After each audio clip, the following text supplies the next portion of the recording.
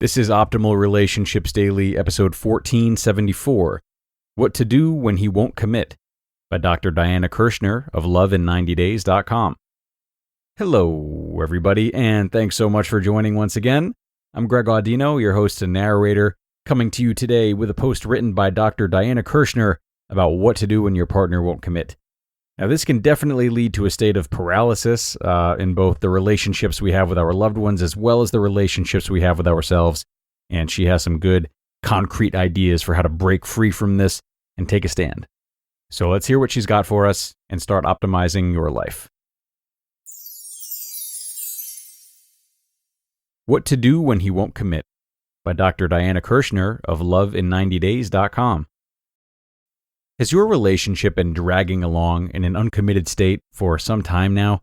Did he totally freak out, stonewall, or run away the minute you brought up taking the relationship to the next level? Or perhaps he seemed so into you, you were both sailing into a blissful commitment, then suddenly he just wants to be friends. He won't commit or says he's not ready. You're left wondering what makes a man want to commit. Now here you are, likely feeling stressed, worried, even rejected because he won't commit to you. Am I right?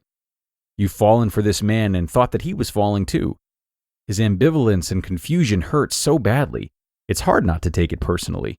You may even feel compelled to run after him, to let things drag on in this uncommitted state and accept whatever crumbs he may be willing to give. Here's what I know for sure. You deserve a man who makes you a priority, who loves you, who commits to you. A man who is marriage material. Yes, men can sometimes take a bit longer to get to commitment, but there's a point when enough is enough. The longer things drag on, the worse you'll feel about yourself, and the more time you waste. So, is there hope? Yes. In fact, through my dating and relationship coaching program, we've helped tons of women just like you get through this difficult stage and come out of it with a commitment from their guy, even after the guy initially said he won't commit or isn't ready. So here are some of the key steps that work. If he won't commit, put him on probation.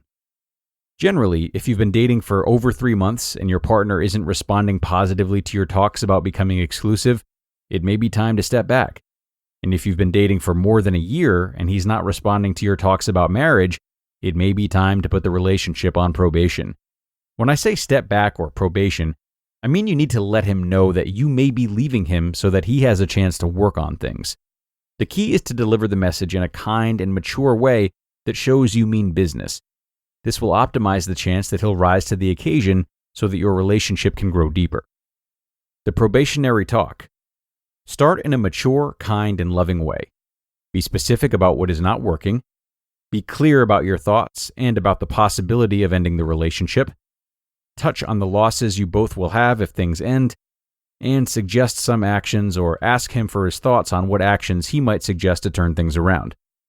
For example, you might say, "It would be very sad and painful to lose all that we've built up, for one of us to have to move out, to lose our connection. I thought you might be the one, but now I'm not so sure. I'm creating an amazing and fun, lasting partnership in my life. I want to get married, and I believe you are that person. If that's not for you, it's not for you. What do you think?" Don't throw this speech in his face as an idle threat during fights or something you endlessly harass him about to gain power in the relationship. If you turn it into an emotional ultimatum, you will lose personal power in the relationship.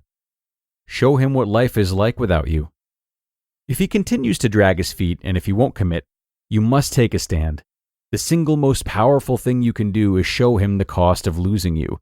I know your heart is breaking, but you can't settle. You must remember that you deserve commitment. This is a matter of self-love, integrity, and self-protection. Don't allow yourself to endure further disappointment or to waste more of your invaluable time. So work on overcoming your abandonment fears and get moving. The cost of loss talk if you won't commit. I recommend you first have a cost of loss talk with your partner. Again, in a strong, powerful way with no drama, tell him something like, "My commitment to myself is that I will be married and have children, and it's time for me to take action. I would love to have that with you because we would make unbelievable teammates and parents together. You're a generous and kind person and would make the best father. But you said you don't want marriage. So if it can't be with you, I'm going to do it with another man who can be a great teammate and father to my children. Even though I love you, if you simply cannot or will not do it, I'm breaking up with you completely. I'm taking all of my things out of your apartment, and you will not be seeing me again.